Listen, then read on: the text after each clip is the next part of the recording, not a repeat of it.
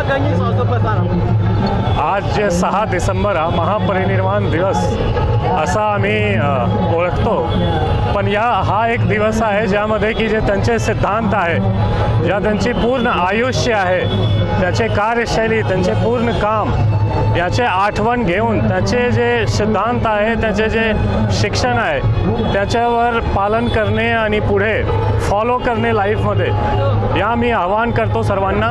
आणि मला वाटतो हा एक दिवस आहे ज्यामध्ये त्यांचे कामचे आठवण करून त्यांचे दाखवला जे मार्ग आहे त्यावर चालला पाहिजे असं मी आवाहन करतो।